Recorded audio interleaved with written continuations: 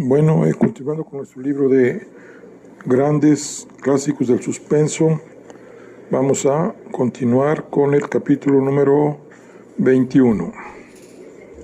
Mi prima Rachel. Dice, las últimas semanas de marzo transcurrieron vertiginosamente. Cada mañana experimentaba yo una mayor confianza en el porvenir y me sentía más eufórico y optimista. Rachel, al parecer, observó mi estado de ánimo y lo compartía conmigo. Nunca he visto a nadie importarse tan absurdamente porque vaya a ser su cumpleaños, decía. Eres como un niño que al despertar descubriese que vive en un mundo mágico. ¿Qué planes tienes para ese día concretamente? Ninguno en absoluto, repuse, pero debes recordar que a la persona que celebra su cumpleaños hay que concederle todo cuanto desee. Lo cierto es que no había yo pensado en los sucesos del día mismo. Solo me proponía que Rachel encontrara el documento en la bandeja de su desayuno. Cuando llegó el 31 de marzo, sin embargo, comprendí que había otra cosa que deseaba yo hacer. Me acordé de las joyas y me juzgué un necio por no haber pensado en ello con anterioridad. Así pues, ese día me aguardaban dos escaramuzas, una con el señor Couch y otra con mi padrino. Quise vérmelas primero con el señor Couch. Pensé que los paquetes acaso resultaran demasiado voluminosos para cargar con ellos a Gitanilla, y tampoco quería mandar que dispusieran el coche por si Rachel se enteraba y le entraba el capricho de acompañarme a la ciudad. Así pues, con no sé qué pretexto fútil, me trasladé a pie a la población y dejé orden de que el lacayo fuese a buscarme con el coche. El señor Koch estuvo tan afable como la vez anterior. En esta ocasión le dije, vengo a llevármelo todo. El señor Koch me miró con desconsolado asombro. ¿No pensará usted transferir su cuenta bancaria a algún otro establecimiento, verdad, señor Adley? No, me refería a las joyas de mi familia. Mañana cumplo 25 años y esas joyas pasan a ser legalmente de mi propiedad. Quiero tenerlas en casa y bajo mi custodia cuando despierte el día de mi cumpleaños. Debió de tomarme por un excéntrico o pensar por lo menos que era cuestión de alguna singularidad pasajera. ¿Quiere usted decir que se trata de un capricho que desea satisfacer únicamente por ese día? No es capricho. Quiero tener las alhajas en mi poder y le quedaría muy reconocido si me las entregase ahora. Muy bien, accedió, mal de su grado. Llevará algún tiempo el sacarle del sótano.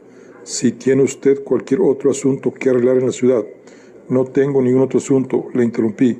Aguardaré aquí y me las llevaré yo mismo. El señor Koch comprendió que era inútil toda demora y llamando a su escribiente le ordenó que trajese las joyas.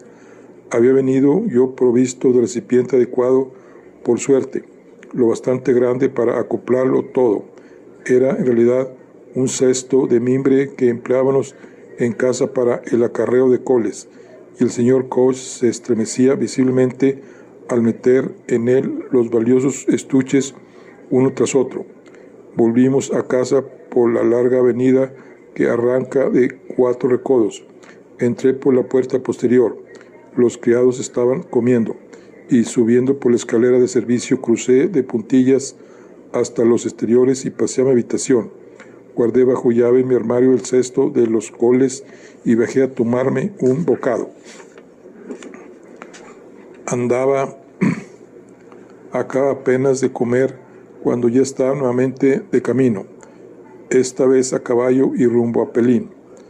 Bien seguro en el bolsillo llevaba yo el documento que el notario señor Trewin me había mandado, según lo prometido, por un propio. Llevaba también el testamento de Ambrosio. Mi padrino se hallaba en casa en su estudio. Vaya, me dijo, aunque me adelanté unas horas, no importa. Permíteme que te desee un feliz cumpleaños. Gracias y muchísimas gracias también por su tutela de tantos años. Tutela que mañana llegará a su fin, observó sonriendo.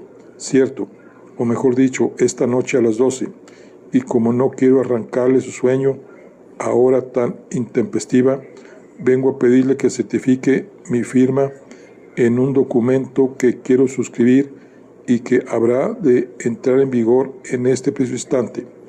Y saqué del bolsillo el testamento. Primero quisiera que leyese usted esto.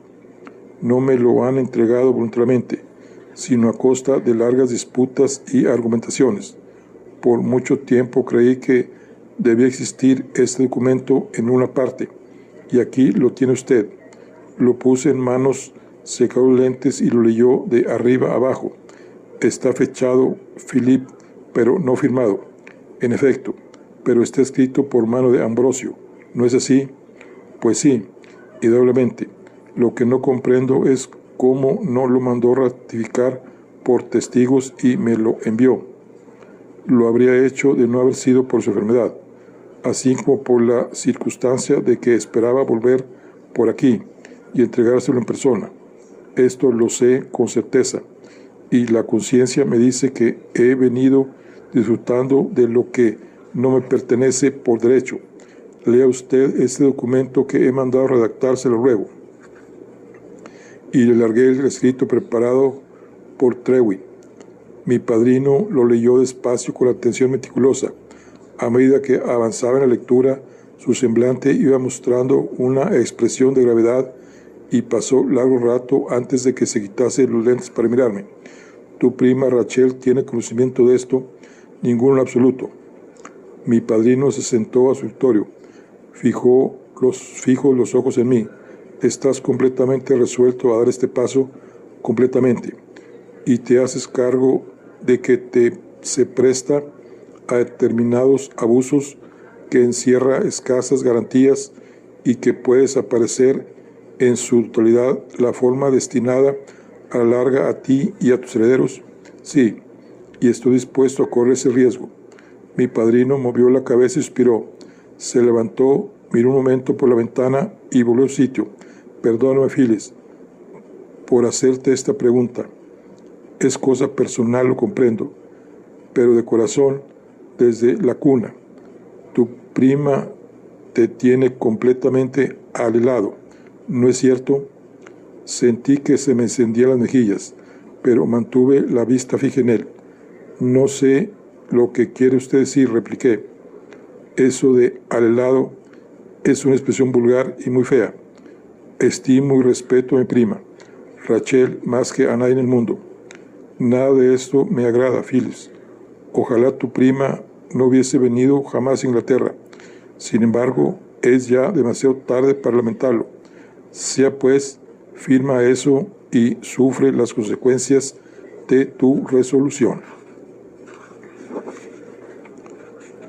Tomé una pluma y escribí al pie del texto mi nombre y apellido. Mi padrino me miraba con rostro grave e inmóvil. Hay ciertas mujeres, Philip, observó, buenas mujeres muy posiblemente, pero sin mala intención por su parte, arrastran a la ruina. De un modo a otro, todo lo que tocan acaba en tragedia. No sé por qué te lo digo, pero me considero en el deber de avisarte. Y acto seguido certificó mi firma en la extensa hoja de papel. Supongo que no te esperarás a ver a Luisa, me dijo. Me parece que no, repuse, y ya sin enojo añadí, si mañana por la tarde no tienen otro compromiso, ¿por qué no vienen a comer a casa y a brindar por mí con motivo de mi cumpleaños? Mi padrino meditó. No estoy seguro de que estemos libres, concluyó. En todo caso, mandaré recado al mediodía. Bien claro estaba que no tenía el menor deseo de ir. Monté y emprendí el regreso, recordando el buen ánimo con que volvía la última vez después de haber hablado con el notario en Bodmin para encontrarme con Reinaldi en casa. No me encontraría hoy con tan ingrata visita. Ya se ocultaba el sol tras la ensenada de poniente, incendiando el cielo apacible, y oscureciendo las aguas, y sobre los cerros de levante mostrábase clara la faz de una luz casi llena. Bien, pensaba yo, debe de ser lo que experimenta uno en cuanto de intensa embriaguez, este absoluto abandono al momento que pasa. Veía las cosas no de modo difuso, sino con la claridad del que está completamente borracho. A nuestro parque le encontré toda la gracia y el encanto de un cuento de hadas. Hasta el ganado que bajaba con paso tardo a beber en la gamella al lado del estanque lucía como una aureola mágica que realzaba la belleza del cuadro. Había comido demasiado al mediodía y no tenía apetito, pero llegaba sediento y bebí con ansia del agua fresca y clara del pozo que había en el patio. Luego de haberme bañado y mudado, hallé a Rachel aguardándome en el comedor. Me huelo a alguna diablura, te digo enseguida. No te has dejado ver por casa en todo el día. ¿Qué has estado haciendo? Eso, señor Aldey, es cosa que a usted no le incumbe. No te ha visto nadie desde esta mañana temprano. Vine a almorzar en casa y no tuve compañía. Debiste almorzar con Tamlin. Su mujer es excelente cocinera y te habría dejado satisfecha. ¿Has ido a la ciudad? En efecto, he ido a la ciudad. ¿Y has visto a algún conocido nuestro? No quise contarle. Inmóvil en mi asiento sonreía. Me parece que dije luego, que cuando se haya remontado bien la luna, voy a ir a nadar un poco después de cenar. Esta noche alienta en mí ser toda la energía del universo y también toda su locura. Rachel me miró con ojos graves por encima de su vaso de vino. Si quieres pasarte el día de tu cumpleaños metido en la cama con una cataplasma en el pecho, tomando jarabe de grosella y atendiendo, no por mí, te lo advierto, sino por se come, vete a nadar, corre, yo no he de impedírtelo. Cuando acabamos de cenar, pasamos a la biblioteca. Mas yo me hallaba en tal estado de júbilo que no conseguía estarme quieto en la silla, anhelando que pasara pronto la noche. Philip, por piedad, exclamó ella al fin, ve a dar tu paseo, corre hasta el faro si ello te tranquiliza. Sea lo que fuere, me parece que te has vuelto loco. Sí, así es esta la locura, le contesté. Entonces, así quisiera permanecer eternamente. Nunca pensé que la demencia pudiese provocar tal delirio. Le besé la mano y salí al jardín. La noche, serena y apacible, imitaba caminar, y a mi alrededor no había nada que no fuese la luz de aquella luna pálida que trazaba una senda de plata sobre el mar. Si la noche invitaba a caminar, también invitaba a nadar. Ni la amenaza de las cataplasmas y los mejunjes me impedirían hacerlo. Bajé trabajosamente hasta mi punta predilecta, donde las rocas sobresalían, y riéndome en mi interior de aquella sublime locura, me desnudé y me arrojé al agua. Cielos, estaba helada. Me sacudí como un perro. Los dientes me castañaban y me lancé a bracear por la bahía, regresando a los 4 minutos apenas, a vestirme sobre las rocas. Locura, peor que locura, pero nada me importaba. Seguía dominándome la euforia. Me sequé con la camisa lo mejor que pude y volví a casa cruzando el bosque. La luz de la luna abría a mis pasos una senda espectral y detrás de los árboles acechaban sombras fantásticas, formas siniestras. Llegué por fin a la casa y miré para la ventana de mi prima. Estaba abierta de par en par y no podía yo precisar si la luz de Rachel aún estaba encendida o si la había apagado. Ya, consulté mi reloj. Faltaban 5 minutos para la medianoche. La insensatez se adueñó de mí en toda su intensidad. Me adelanté hasta el pie de la ventana del dormitorio azul y llamé a Rachel. 3 veces proferí su nombre antes de obtener respuesta. Mi prima salió a la ventana cubierta con aquel albo peinador monjil de anchas mangas y cuello de encaje. «¿Qué quieres?», me preguntó. Ya estaba más dormida que despierta. «Aguárdame ahí un momento. ¿Quieres? Tengo una cosa que darte». Subí a mi cuarto y bajé otra vez con el cesto de las coles. Até el asa un largo cordel. Traía también conmigo el documento, que me guardé en el bolsillo de la casaca. Rachel me esperaba todavía a la ventana. «¿Qué será lo que traes en ese cesto?», inquirió. «Mira, Phyllis, si se trata de una de tus bromas conmigo, no cuentes. ¿Qué traes ahí escondido? ¿Cangrejos? Al menos te aseguro de que no muerden. Vamos, agarra el cordel». Y arrojé hacia la ventana el extremo del largo cordel. Tira y tira con las manos. El cesto pesa bastante. Hizo lo que le decía mientras yo la observaba, desde abajo estremecido por una risa muda. Rachel tiró de la cuerda hasta tener el cesto sobre el alféizar de la ventana y siguió un momento de silencio. Pasado esto, mi prima volvió a asomarse. «Desconfío de ti, Phyllis. Estos paquetes tienen unas formas muy raras. Estoy segura de que me van a morder». Por toda contestación, trepé rápidamente por la alambrada de las enredaderas hasta llegar a la ventana. «Ten cuidado», advirtió Rachel. «Te vas a caer y te romperás la cabeza». En un instante me planté en su habitación. «¿Por qué traes empapada la cabeza? No está lloviendo».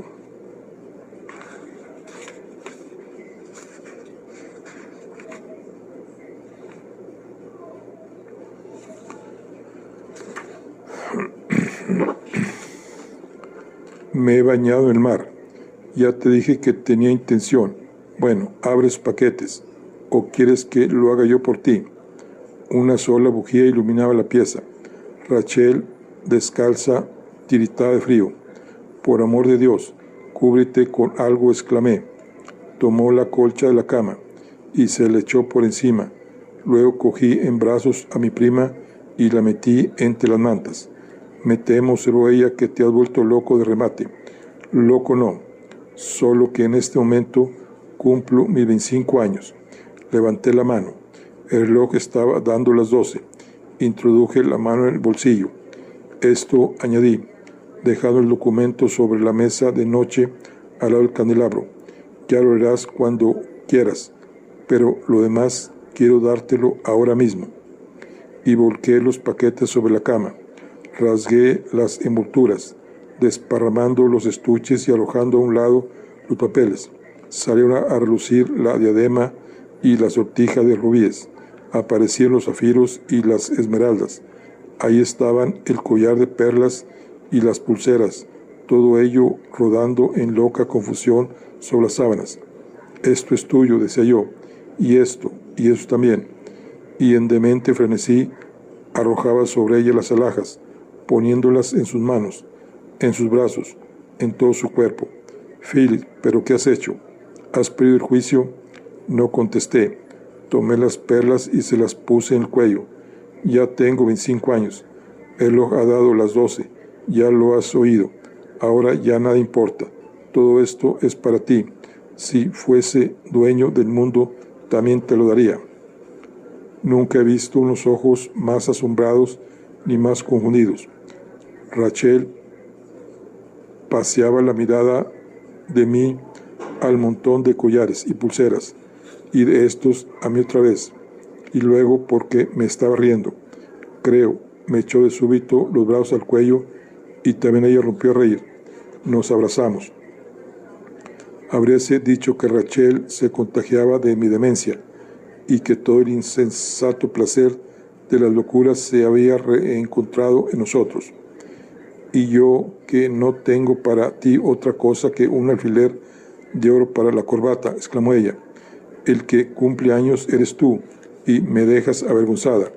¿No quieres alguna otra cosa? Dime lo que deseas y lo tendrás». «Lo que tú quieras».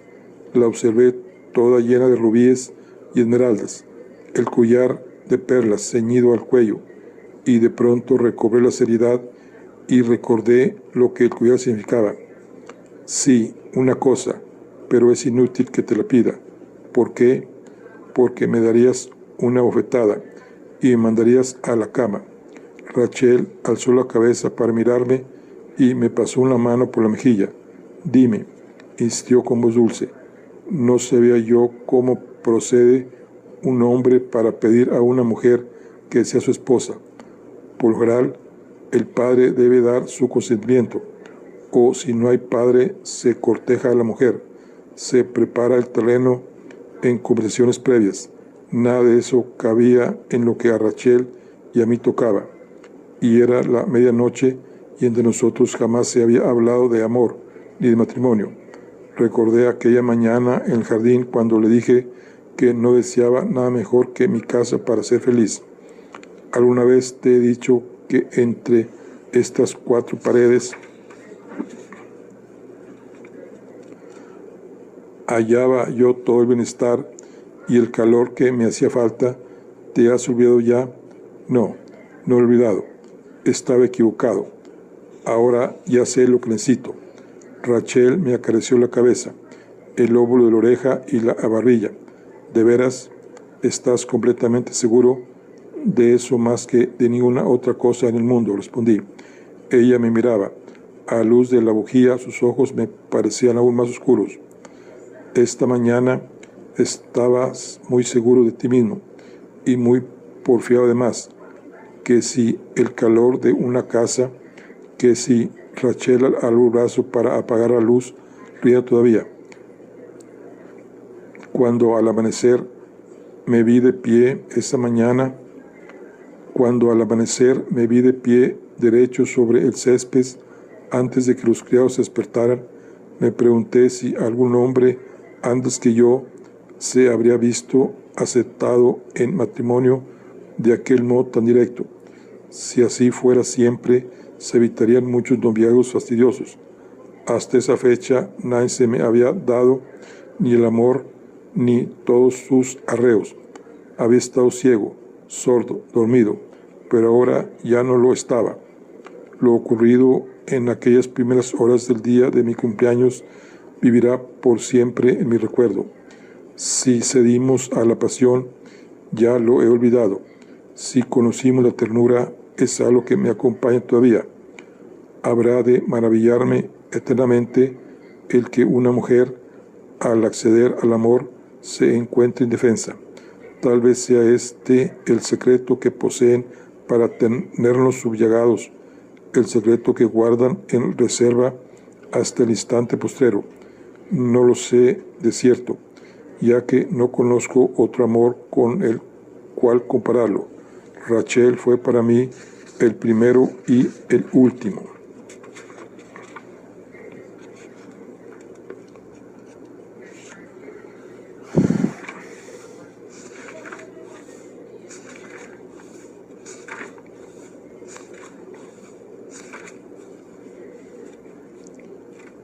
Capítulo 22.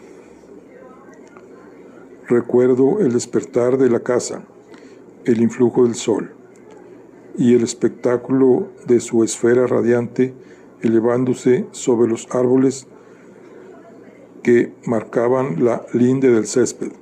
Había caído un fuerte rocío y la hierba parecía de plata, como vestida de escarcha. Un mirlo rompió a cantar y le siguió un pinzón, y en breve todo el coro primaveral cantaba al unísono. Entré en la casa y subí a mi habitación. Vacía la mente, sin pensamiento alguno, físicamente plácido y tranquilo, me parecía que todo en la vida estaba ahora resuelto, y que ante mí se abría claramente el camino. En lo porvenir, todo se reduciría a esto: Rachel y yo, marido y mujer, viviendo en nuestra casa para nosotros mismos, ajenos al mundo que seguiría su curso al otro lado de nuestra puerta. Y así, día tras día, noche tras noche, mientras ella y yo tuviésemos vida. Me vestí y bajé a desayunar. Después llamé a los perros con un silbido. Salí al jardín y, dándoseme un bledo de tamlín y sus preciadas flores, corté todas las camelias que pude hallar y las llevé a la habitación de mi prima. Rachel estaba desayunando en la cama, y antes de darle tiempo a protestar y echar las cortinas, ya había esparcido las camelias sobre las mantas, cubriéndola con ellas. Buenos días otra vez, le dije, y me permito recordarte que sigue siendo mi cumpleaños. Cumpleaños o no, se acostumbra a llamar a la puerta antes de entrar. Lárgate. Le era difícil conservar la dignidad con las camelias entre el pelo, sobre los hombros y en la taza de té, mas yo adopté un semblante serio y me retiré al extremo opuesto de la pieza. Perdón, le dije, pero desde que entré por la ventana no hago caso de puertas. En fin, que he olvidado las buenas maneras.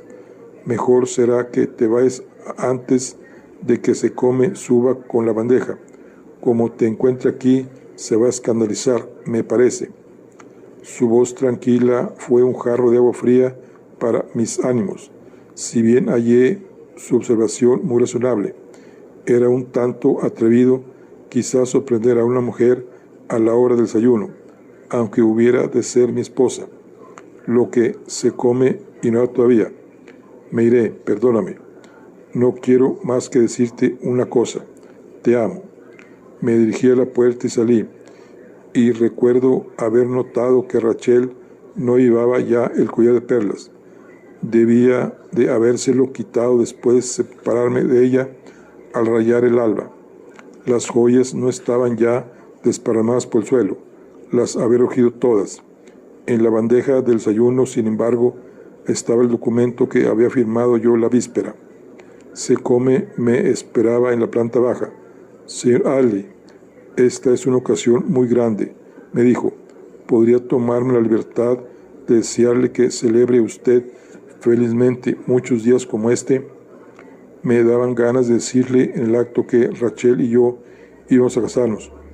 A tal punto sentíame estallar de dicha y alegría, pero vacilé y me contuve. Era asunto demasiado delicado y grave para soltárselo así de sopetón. Me encaminé al despacho, dando un rodeo por la parte posterior de la casa, por hacer que trabajaba, aunque una vez ahí, lo único que hice fue sentarme al escritorio y estarme mirando las musarañas. La paz de la madrugada me había abandonado ya, y toda la fiebre de la noche pasada se apoderaba otra vez de mí. El reloj dio las 10, y oí a la servidumbre que andaba por el patio y en el cercado, frente a la ventana del despacho. Examiné un legajo de cuentas y las puse de nuevo a un lado. Di comienzo a una carta comercial y la rompí. Pasó a verme Nat Bray, un granjero de Penhale, y empezó a enjaquetarme una larga historia de vacas descarriadas. Interrumpí al momento al pobre hombre y le despedí, diciéndole que pasara por la despensa y se tomara un vaso de cerveza con Secombe. Hoy, Nat, no trato de negocios. Es mi cumpleaños y soy el más feliz de los hombres. Y con una palmada en el hombro le dejé boquiabierto, dándoseme un ardite lo que pudiera pensar de mis palabras.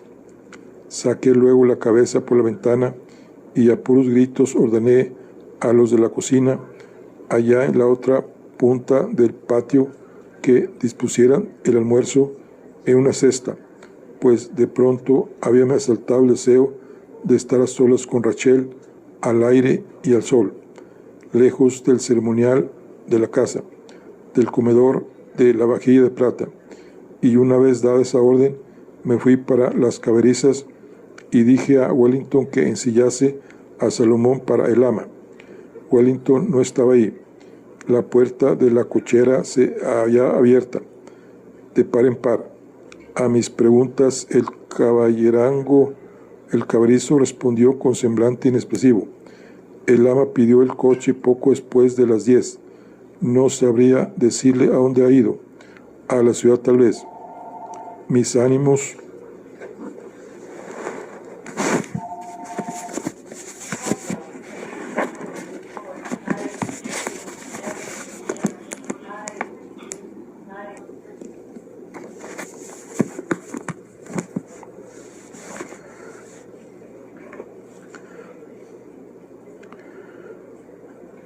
El ama pidió el coche poco después de las 10.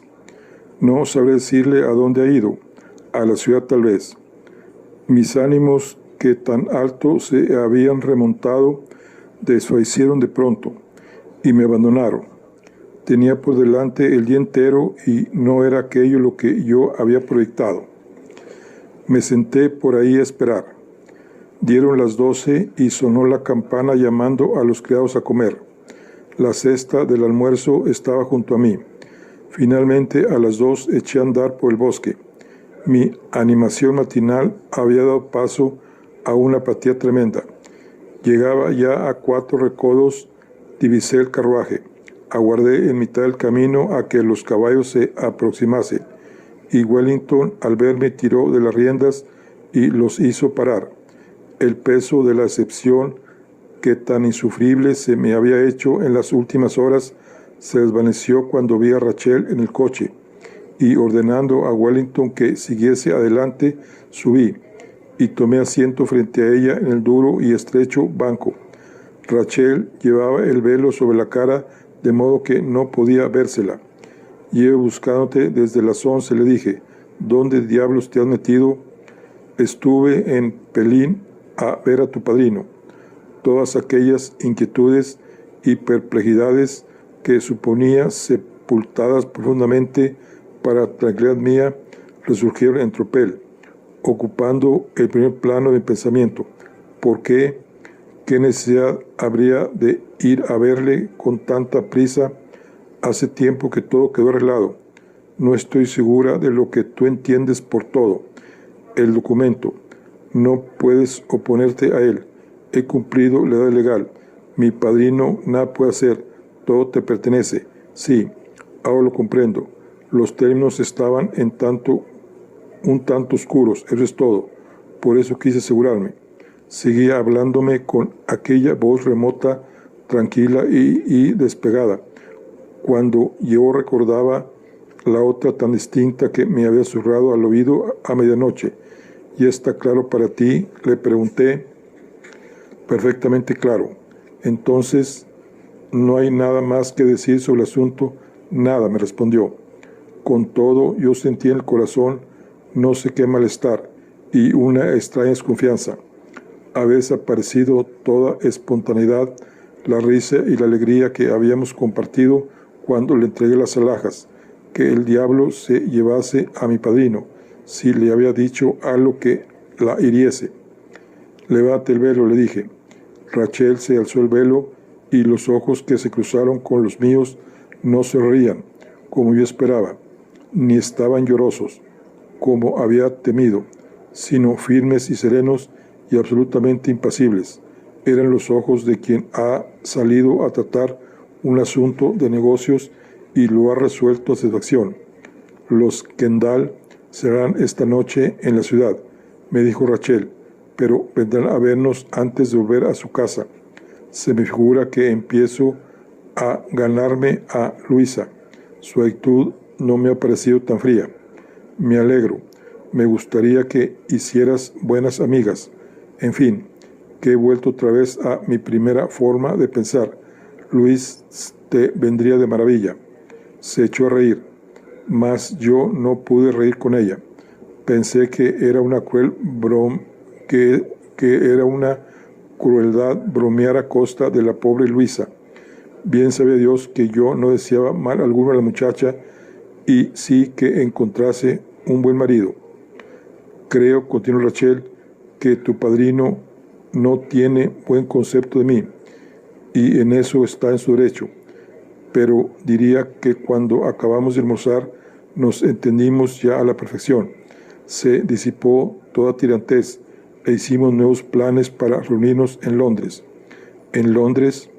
¿No seguirás pensando ir a Londres? Por supuesto, ¿por qué no? Nada, repliqué. Sin duda le asistía el derecho de ir a Londres si le daba la gana. Habría tiendas que desearía visitar, compras que hacer, en especial ahora que disponía de dinero y sin embargo bien podría esperar algún tiempo hasta que pudiésemos ir juntos. No vayamos ahora mismo a la casa, le dije. Ven conmigo por el bosque. Está bien. Hicimos alto al lado de la cabaña del guardabosques y, apeándonos del vehículo, dejamos que Wellington prosiguiera su camino. Tomamos por una de las sendas paralelas al arroyo, la que subía serpenteando hasta lo alto de la colina. Acá y allá, al pie de los árboles, crecían primaveras que Rachel se inclinaba a recoger. Tomé las primaveras de sus manos, las dejé en el suelo, y extendiendo mi casaca bajo un árbol, invité a mi prima a sentarse en ella. Le quité los guantes y le besé las manos. Puse su sombrero y su velo entre las primaveras y besé todo su cuerpo, como hacía largas horas deseaba. Una vez más la encontré indefensa. Y hacía yo la cabeza en el regazo de mi prima y ella me hundía los dedos entre el pelo. Cerré los ojos, deseoso de que el momento se prolongase, que nada hubiese sino aquel instante hasta el fin de los siglos. Te extrañará que no te haya dado las gracias, me dijo Rachel. No se me ocurre nada que decir. Siempre me he tenido por impulsiva, pero tú lo eres más todavía. Me llevará algún tiempo, ¿comprendes?, el apreciar toda la magnitud de tu generosidad. No se trata de generosidad. Te he devuelto lo que era tuyo. Déjame besarte otra vez. Al menos he aprendido una cosa, que nunca he de volver a andar por el bosque contigo, me dijo al rato. Déjame levantarme, Phillips.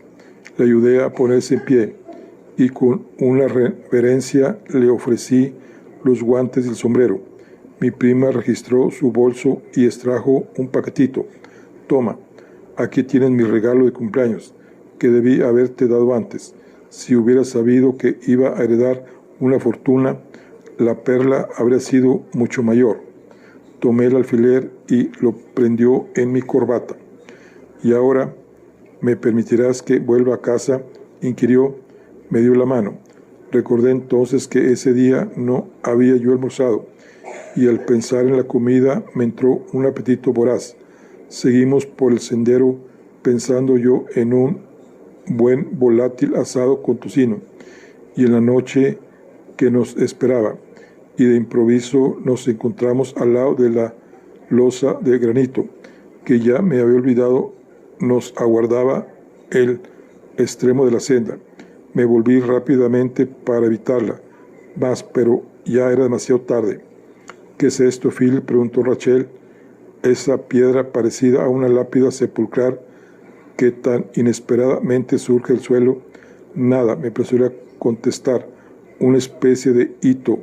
Por aquí, entre los árboles, hay un sendero mucho más practicable. A la izquierda, no por el lado de la piedra. Espera un momento, quiero verla. Nunca había estado aquí antes. Rachel se acercó a la losa y se detuvo junto a ella. Observé que movía los labios leyendo lo escrito y la miré con cierto temor. Fue tal vez figuraciones mías, pero me pareció que se ponía toda tensa. Debió de leer la inscripción 2 veces. Se volvió luego y se me acercó, pero esta vez no me cogió la mano, sino que echó a andar sola. No hacía comentario alguno sobre la piedra, y yo tampoco.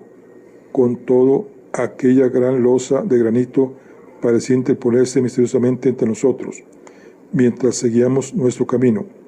Iba yo recordando los versos de la coplilla y la fecha escrita al pie, así como las iniciales, AA, labrada en la piedra, y pensando asimismo, cosa que Rachel no podía hacer, en la billetera oculta con la carta debajo de la losa, en lo profundo de la tierra húmeda, y tuve la impresión de haberle traicionado a los dos a los dos de no sé qué vil manera. El silencio mismo que guardaba mi prima revelaba que estaba conmovida. A menos que hable yo ahora, en este mismo instante pensé para mí, esa losa de granito se levantará entre nosotros como una barrera. Hace ya tiempo que tenía pensado llevarte ahí, dije, y mi voz sonó demasiado desmedida y extraña después de tan prolongado intervalo. Es el paraje que Ambrosio hallaba más de su gusto en toda la finca. Pero no estaría en los proyectos para el día de tu cumpleaños enseñármelo. Sus palabras resultaban duras y cortantes. No, le digo suavemente, eso no entraba en mis proyectos. Y sin decir más echamos a andar por el camino de coches. Y al llegar a casa Rachel subió derecho a su habitación, tomé un baño y me cambié de ropa. Ya no sentía el corazón ufano y alegre, sino triste y abatido. Qué espíritu perverso nos había guiado hasta aquella losa de granito, qué fallo de la memoria. Al menos Rachel nada sabía de la carta, ni lo sabría nunca. Ambrosio era presa de sus males cuando le escribió. Taciturno, desconfiado, tan cerca de la muerte, no había meditado el valor de sus palabras, y de súbito, como si bailara en la pared ante mis ojos, percibí aquellas frases: el dinero y que Dios me perdone por decir tal cosa, es por ahora el único medio de llegar al corazón de Rachel.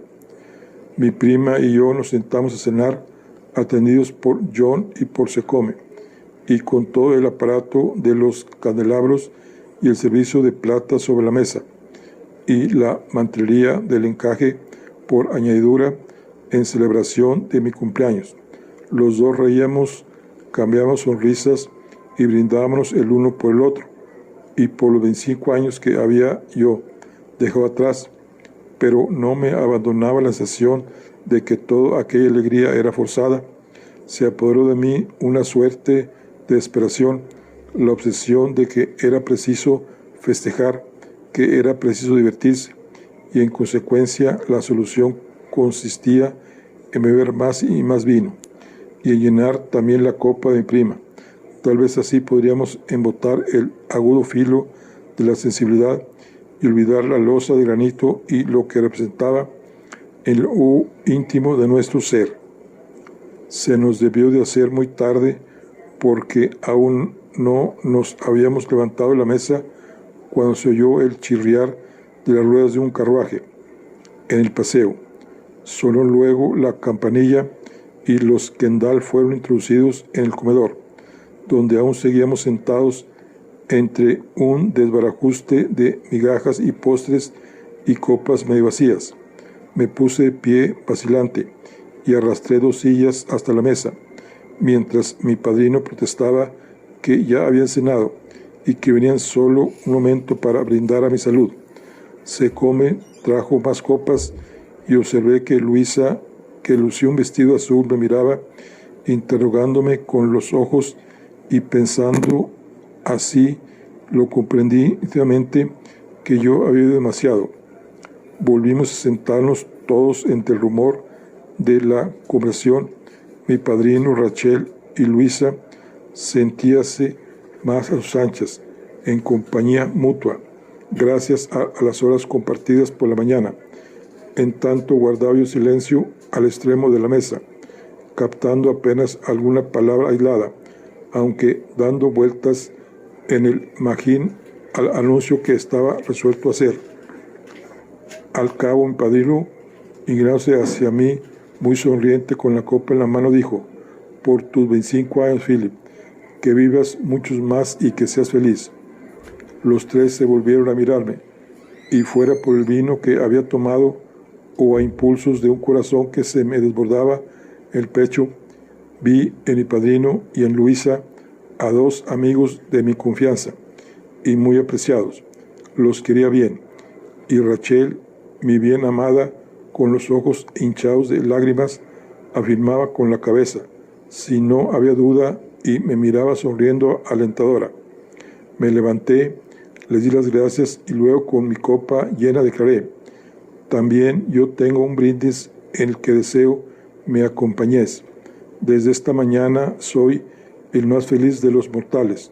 Os ruego a usted, padrino, y a ti, Luisa, que bebáis a la salud de Rachel, que va a ser mi esposa. Apuré la copa y lo miró con una sonrisa. Nadie contestaba, nadie se movió. En la expresión de mi padrino advertí la perplejidad, y volviéndome a Rachel, noté que su sonrisa se había desvanecido, y que mirándome fijamente su rostro era una máscara glacial. ¿Has perdido por completo el juicio, Phillips?, exclamó Rachel. Dejé la copa sobre la mesa. La puse demasiado cerca del borde, porque la mano me temblaba, y la copa se hizo añicos en el suelo. Si he dado la noticia demasiado pronto, lo lamento. Me agarré a la mesa con ambas manos para conservar el equilibrio, y sentí en los oídos como un son de tambores. Rachel no daba señal de haber comprendido. Apartó de mí la vista para volverse a mi padrino y a Luisa. Me figuro que el cumpleaños y el vino se le han subido a la cabeza, comentó. Disculpen ustedes esta locura de colegial, y si pueden, olvídenla. Cuando se haya repuesto, ya se excusará. ¿Les parece que vayamos al salón? Se levantó y salió la primera. Yo seguía de pie, en el mismo sitio, contemplando los desechos de la cena, las migajas del pan, el vino derramado sobre los manteles, las sillas corridas para los lados, y no experimentaba ya sentimiento alguno, nada en absoluto, si no era una especie de vacío donde antes tenía el corazón. Aguardé un rato, luego salí del comedor dando tumbos, me encaminé a la biblioteca y en la oscuridad tomé asiento junto a los morillos del hogar apagado. Había cometido un disparate, y por culpa del vino. Sin embargo, ¿por qué había de contrariarle tanto mis palabras? Podríamos hacer jurar a mi padrino y a Luisa que nos guardarían el secreto. Oí que Secombe abría la puerta principal y les daba las buenas noches y el rodar del coche que se alejaba. Sentí la cabeza ya más despejada y me puse a escuchar inmóvil. Percibí el crujir del vestido de Rachel y enseguida sus pasos en la escalera. Me levanté del sillón y subí tras ella. Le di alcance en la vuelta del pasillo. Creía que te habías ido a acostar, exclamó. Vete a acostar en el acto, antes de que causes mayores daños. Ahora que se han marchado, ¿quieres perdonarme? Créeme, puedes tener confianza en los Kendall. No revelarían nuestro secreto. Dios santo, así lo espero, puesto que nada saben. Haces que me sienta como una criada cualquiera, que se escabulle hasta la guardilla en compañía de lacayo. Ya antes he conocido el oprobio, pero nunca en este grado. Seguía con aquel rostro glacial que no era el suyo. No hablabas de oprobio ayer a medianoche, entonces me diste tu promesa, y no estabas enfadada. Si me lo hubieses pedido, me habría marchado del momento. Mi promesa, ¿qué promesa? La de casarte conmigo, Rachel. Mi prima sostenía en la mano el candelero. Lo alzó de modo que la llama iluminara de lleno mi semblante. ¿Tienes el atrevimiento de fanfarrear ahí que anoche te prometí casarme contigo? Sabes muy bien que no te hice semejante promesa. La miré a mi vez fijamente. No era yo el que había perdido el juicio, sino ella. Sentí que el color me encendía el rostro. Me preguntaste qué deseaba como regalo de cumpleaños. Dije, entonces como ahora solo una cosa podía pedirte, que te casaras conmigo. ¿A qué otra cosa podía yo referirme? Rachel nada contestaba. Seguía mirándome incrédula, aturdida, como quien oye hablar en una lengua extranjera. No había entendido lo que yo le pedí esa noche, ni yo en mi ciega admiración lo que ella me había otorgado. Por tanto, lo que yo había tomado por un voto de amor era algo diferente, un acto sin sentido, y al que ella había dado su propia interpretación. Si se consideraba afrentada, entonces yo debía estarlo doblemente, puesto que ella había sido capaz de interpretar tan mal mis sentimientos. Te lo preguntaré, pues, lisa y llanamente. ¿Cuándo vas a casarte conmigo? Nunca. Phyllis contestó con un ademán como si me despidiese. Acepta mi respuesta como definitiva y de una vez por todas. Si esperabas otra cosa, lo lamento. Buenas noches. Se volvió dispuesta a marcharse, pero yo la agarré de la mano. Entonces, ¿no me quieres? Inquirí. ¿Era solo fingimiento? Por Dios, ¿por qué no me dijiste anoche la verdad? Una vez más, sus ojos mostrábanse perplejos. Rachel no acertaba a comprender. Éramos dos extraños. Entre ambos no existía lazo alguno. Rachel procedía de otro mundo, de otra raza.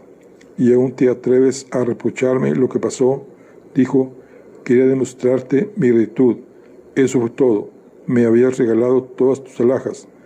Creo que en aquel instante comprendí todo lo que Ambrosio también comprendió en su día. Comprendí lo que él ha visto en ella, lo que vio y anheló, pero no alcanzó, jamás. Ambrosio se erguía ahora a mi lado en las sombras, a luz vacilante de la vela. Mirábamos a Rachel, atormentado sin esperanza, y él nos miraba a su vez con expresión de reproche. En aquella media luz, tampoco su semblante resultaba extranjero, menudo, estrecho, un rostro grabado en una moneda. ¿Por qué me miras así? Murmuró. ¿Qué te he hecho? Estás desnudado. Me esforzaba a no pensar que otra cosa podía darle. Era ya dueña de la finca, del dinero, de las joyas. Poseía ya mi pensamiento, mi cuerpo y mi corazón. Nada quedaba como no fuera el miedo. Le quité de la mano el candelero y lo puse en la cornisa, sobre la escalera. La agarré del cuello, ciñéndolo entre mis manos. Ya no podía moverse y me miraba con los ojos muy abiertos. Era lo mismo que un pajarillo asustado, el cual, si yo apretara más fuerte, se estremecería unos momentos y moriría luego, y si lo soltaba, volaría en libertad. Nunca me abandones, exclamé. Júralo. Nunca, nunca. Rachel intentó mover los labios, quiso responderme, pero no podía a causa de la presión de mis manos.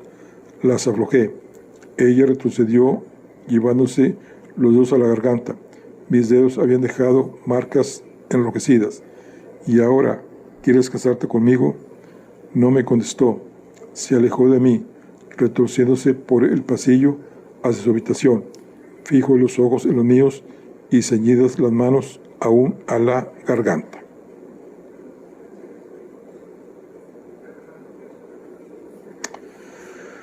Bueno, aquí concluimos la charla de hoy. Nos vemos en la siguiente. Terminamos lo que es el capítulo 21 y 22. Nos vemos en la siguiente.